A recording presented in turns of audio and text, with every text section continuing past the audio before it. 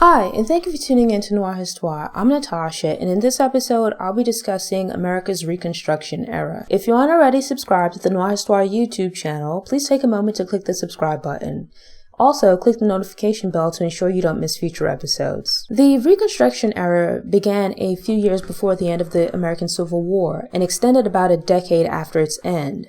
From 1863 to 1877, the federal government intervened in the South to clarify and defend the rights of the newly freed, as well as to set guidelines for readmitting Confederate states to the Union and their establishment of new governments. With the federal government under the control of Radical Republicans, aka Radical Reconstructionists, new amendments and progressive changes were made to clarify citizenship and expand civil rights. The Emancipation Proclamation. Many people still erroneously promote the idea that the Civil War was fought to free the slaves. The fact is that the Civil War was fought to preserve the Union after the Confederate states seceded.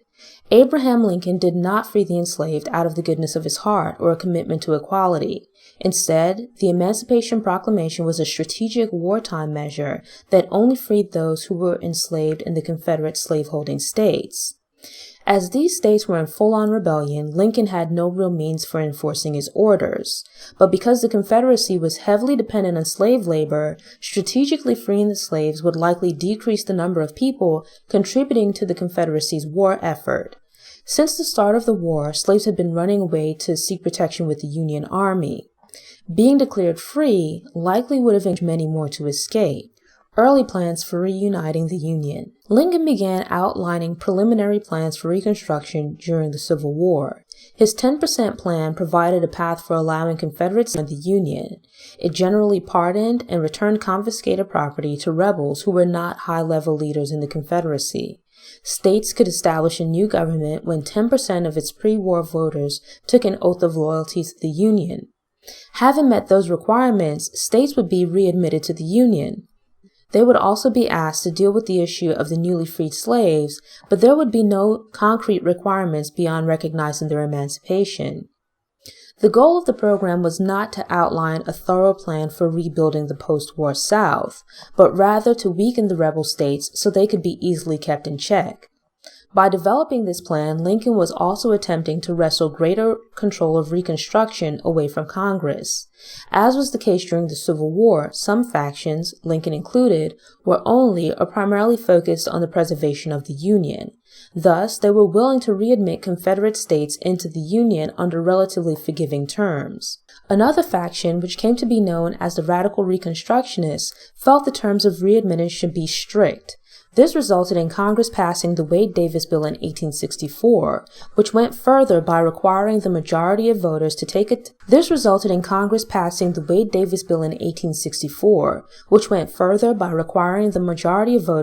past and present loyalty oath before new Southern governments could be formed. But the bill did not go into effect because it was never signed by Lincoln, receiving a pocket veto. Thus, at the end of the Civil War, there was no agreed-upon plan in place for readmitting the Confederate states to the Union. Nor was there a strategy for integrating the newly freed slaves into regular society. Lincoln had come to agree that black people should be given the right to vote, but limited this to free blacks, those he deemed intelligent, and veterans of the Civil War. Presidential Reconstruction. With the assassination of Abraham Lincoln, his vice president, Andrew Johnson, assumed the office of president. A former Tennessee senator, Johnson had the distinction of being the only senator from the Confederate state to remain loyal to the Union. Once in power, Johnson implemented a variation of Lincoln's plans for the South, but went somewhat further in leniency. Under Johnson, Confederate states were required to recognize emancipation, take loyalty oaths, and repay debts accrued during the war. But Johnson was a Southerner and Democrat who sought reconciliation with political support from his neighbors. He was also a white supremacist who did not believe black people were entitled to the same rights as white citizens. As a staunch supporter of states' rights, Johnson held the belief that Confederate states' rights to self-govern had remained intact. Also, the federal government had no jurisdiction over state voting requirements, and the land that had been captured by the Union Army during the war, some of which had since been distributed to free slaves, must be returned to its prior owners. Confederate states were required to acknowledge emancipation, but there were no provisions that required Black people to be allowed to vote, nor were there rules to prevent the states from later changing their constitutions to deny Black people their liberty. Under Johnson's plan, outside of having lost their slaves, the Confederate states would find themselves in relatively the same position they'd been in before the war, and so began the plan to essentially re-enslave the Black people of the South. Constitutional Reconstruction. Since its founding, America had been of multiple minds with regards to slavery and had taken piecemeal steps towards its complete abolition. While slavery is often spoken of as a Southern institution, the North also greatly profited from its savage inhumanity. As an agrarian society, the South certainly utilized slave labor to operate its farms, mills, plantations, and households, but the North also built its wealth in banking, factory production, etc., in part through its participation in the slave trade, not necessarily in bodies, as was the case in the South, but rather the commerce related to goods and products made, grown, and otherwise developed from the hands and efforts of the enslaved. By the start of the Civil War, the North consisted of free states, yet Washington, D.C., the nation's capital, and a city built to house a government supposedly created on the foundations of freedom and democracy, did not abolish slavery until a year after the start of the Civil War. With the issuance of the Emancipation Proclamation, slaves were technically, but not enforceably, free in the rebel states. Abolition had been fragmented, with states, for the most part, making their own decisions alone.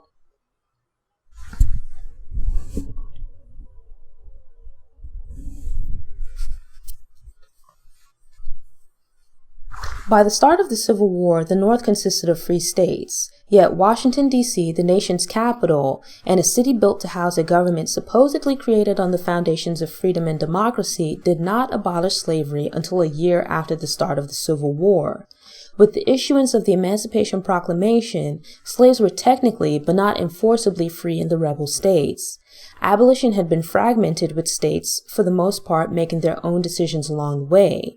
The true abolishment of slavery would require an enforceable national law brought about through changes to the Constitution. Congress pushed back against the proposed new Southern governments in response to the early machinations to return the South to business as usual.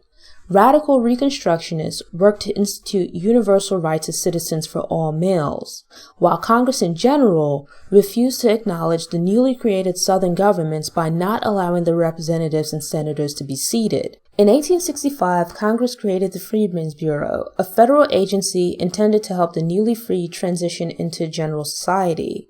The following year, riots erupted in Memphis and New Orleans, where Black people were indiscriminately attacked and murdered. This, in part, resulted in the 1866 Civil Rights Bill, which granted equal rights and protection under the law to all natural-born citizens. Johnson vetoed the Civil Rights Bill, as well as a bill to extend the existence of the Freedmen's Bureau. Congress wrote amendments to the Constitution to officially clarify the rights of the newly freed and set forth some of the terms required for a Confederate state to be readmitted to the Union.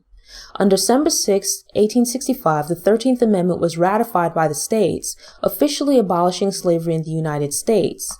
3.5 years later, the 14th Amendment was ratified, granting rights of citizenship and equal protection under the law to anyone born in the United States. Ratified in 1870, the 15th Amendment was intended to protect the newly created amendments and the rights of the newly freed by preventing states from abridging voting rights based on race, color, or previous condition of servitude. Passage of the 14th and 15th Amendments granted the federal government the authority to protect the rights of citizens, even against states. Radical Reconstruction. Moderate Republicans were initially open to working with Johnson, but ultimately found his policies to be too sympathetic to the Confederacy and not supportive of equality for the newly freed. Northern voters also shared these views and made their disapproval known in the 1866 congressional elections. Now at odds with Johnson, the Republican Congress used its votes to override his vetoes and pass both the 1866 Civil Rights and Freedmen's Bureau bills. With the passage of the Reconstruction Act of 1867, Congress vested itself with the authority to assume primary control of Reconstruction. One of the first acts of business was Congress's refusal to acknowledge the Southern governments created under Johnson. Instead, it placed the South back under federal control through the creation of 5 military districts. Guidelines for formation of Southern governments required new state constitutions and voting rights for all males regardless of race. Johnson and several of the Southern states pushed back against these initiatives, taking issue with the 14th Amendment in particular. Although Johnson was commander-in-chief, Congress required Ulysses S. Grant, general of the Army, to issue military orders. The Tenure of Office Act was passed to avoid the possibility of the president removing appointees from office who did not support his plans. Things came to a head when Johnson removed the Secretary of War from his cabinet, which Congress regarded as a violation of the Tenure of Office Act and grounds for impeachment. President Andrew Johnson was impeached by the House of Representatives, but survived impeachment in the Senate by 1 vote. The Black experience during Reconstruction. Having lived for generations with the majority of the Black population treated as chattel, many Southerners were unwilling to treat Black people as equals or even view them as human beings. Initially given free rein under Johnson and very limited parameters for self-governance, the newly created governments implemented Black codes. These laws were intended to force Black people back into economic, social, and civil oppression on par with that which had existed during slavery. They would also inspire the future structure of the Jim Crow system. For generations, Black people had been subjugated by slavery and its social and economic impact on the South. Having been granted freedom, Black people in the South now wanted equal rights, full civic participation, and a fair shot at economic advancement. After years of living under the authority of a white supremacy system, Black people wanted independence and self-determination. Reconstruction would see an influx of Black men participating in government, with 16 congressmen, 600 state legislators, and countless more holding local offices throughout the South. Black families had been torn apart during slavery, which led to some searching for loved ones and others exercising their new rights to legally marry. No longer restricted to only gathering under the watchful eye of a white person, Black people formed independent congregations and established churches. With learning to read or write no longer being a punishable offense, the formerly enslaved hungered for education, if not for themselves then for their children. It was during this time that many of the historically Black colleges and universities were established. Despite facing economic hardships, many Black churches and colleges received all or at least some of their initial funding from former slaves. The Freedmen's Bureau. The Bureau of Refugees, Freedmen, and Abandoned Lands, better known as the Freedmen's Bureau, was established a few months before the end of the Civil War. It was created by Congress to provide basic needs such as food, shelter, and medical care for the formerly enslaved Black people and poor white people of the South. Staffed with only about 900 agents at its peak, the agency was tasked with providing coverage for both the rebel and border states as well as Washington, D.C. The formerly enslaved had little in the way of property or money, and thus needed resources and assistance as they struck out on their own. Intended to be temporary, the organization was established to help ease the transition of the newly freed into a free society. The Freedmen's Bureau was underfunded, but managed to directly build hospitals and schools, as well as provided funding to several of the historically Black colleges and universities. It provided legal assistance for the former slaves in the form of negotiating labor contracts and disputes, helping to locate relatives, and providing guidance for legalizing marriages. On the economic front, the Freedmen's Bureau attempted to help Black people acquire land through redistribution of land that had been captured by the Union Army during the war. But these efforts failed. The Freedmen's Bureau was dismantled in 1872, partially due to lobbying for its closure by white Southerners.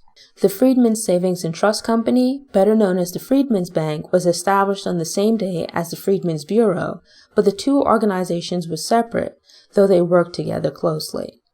The Freedmen's Bank was created to help the formerly enslaved transition economically so they could begin building a solid financial foundation. Black people didn't have a lot of assets at the time, but the combination of their relatively small account balances made for a substantial amount of money. Unfortunately, fraud and mismanagement led to the bank's collapse in 1874, causing tens of thousands of Black people who already didn't have much to lose their savings. End of Reconstruction. In addition to serving as occupying peacetime soldiers and Freedmen's Bureau agents, some white Northerners, referred to as carpetbaggers, also journeyed to the South to help establish schools and teach. Some white Southern Republicans, referred to as scalawags, who lived in areas that had remained loyal to the Union and or who had not owned slaves, were willing to collaborate on a new path forward. But in general, white individuals, especially those who had been members of the South's slaveholding class, were most resistant to progressive reforms. Reconstruction was intended to have a tremendous impact on the quality of life for Black people in the South, but some of it also had a positive impact on the lives of poor and middle-class white citizens. Substantial sums of money were spent to rebuild the South as a direct result of the war's destruction. Yet the South's Reconstruction governments also established its first state-funded public school systems, gave workers increased bargaining power, and brought greater equality to taxation. Unfortunately, the 1860s would continue to be tumultuous even after the end of the war. The South saw multiple violent riots in 1866, with violent resistance continuing through the rest of the decade. While this was a period of progress in some respects, it also spawned several white supremacist terrorist groups such as the Ku Klux Klan. For the time being, Southern governments remained under Republican control, but the Southern Democratic Party was being rebuilt to stand in opposition to its reformations. And as often occurs, corrupt individuals involved themselves in various Southern and federal programs to take advantage of their position and fill their pockets. By 1870, President Johnson had been replaced by President Ulysses S. Grant, and the Confederate states had been readmitted to the Union. President Grant's combination of enforcement acts with legal and military offenses brought an end to the first iteration of the Klan. These maneuvers curtailed racist efforts to terrorize and infringe on the rights of Black people in the South, but they also encouraged former and would-be members of these terrorist groups to join the Democratic Party. After a decade of war and its aftermath, support for radical Reconstruction began to wane as its most fervent leaders died or were otherwise replaced with more conservative Republicans. At the same time, the North had grown tired of dealing with Reconstruction and problems in the South. It was no longer a given that federal troops would be stationed nearby or deployed to protect Black people or their rights when they were victims of racial attacks. Control of the Southern states and their governments eventually shifted from the Republicans to the Democrats. The Democratic Party then gained control of the House of Representatives in 1874 after a depression ravaged the South, the 1876 presidential election, and 1877 compromise. While it would have been possible for Grant to seek a third term, the Republican Party decided to change course and selected Rutherford B. Hayes as its 1876 presidential candidate. Breaking from the radicalism that had come to define the Republican Party, Hayes was a moderate from Ohio who sympathized with the South. The presidential election between Hayes and Democrat Samuel J. Tilden came down to returns from 3 Southern states. In a twist of fate, the 3 states at the center of the dispute, South Carolina, Florida, and Louisiana, were the only Southern states that were still under Republican control. The Republicans and Democrats struck a bargain where the Southern Democrats would not contest Hayes' election by Congress. In exchange, as president, Hayes would recognize the Democratic leadership of the 3 contested states. The deal thereby ceded the last remnants of Republican and federal control in the South. The 3 amendments that were passed during Reconstruction promised equal rights and protections for Black people, with particular focus on the formerly enslaved living in the South. Yet, they continued to experience racially motivated terror that was intended to scare them away from exercising their rights and force them back into a position of subservience. The effect of these attacks were mitigated to a degree when federal troops were present. But because Hayes' presidential deal promised to return control of the South to the Democrats, it also required the withdrawal of federal troops. With the removal of the federal presence and protection, Black people in the South were left to their own devices. The federal government and the North would no longer intervene in the South to protect the lives, rights, or liberties of Black people. Jim Crow. Reminiscent of the earlier Black codes, new laws were introduced to stifle the Reconstruction Amendments. The 15th Amendment's prohibition of disenfranchising voters based on race, color, or previous condition of servitude was circumvented in several Southern states through the use of literacy and constitutional interpretation tests that could be waived or enforced at the local registrar's discretion. New versions of the Grandfather Clause no longer insisted that your grandfather could not have been a slave, but rather that you would be exempted from voter tests if your grandfather had the right to vote before suffrage was expanded in 1867.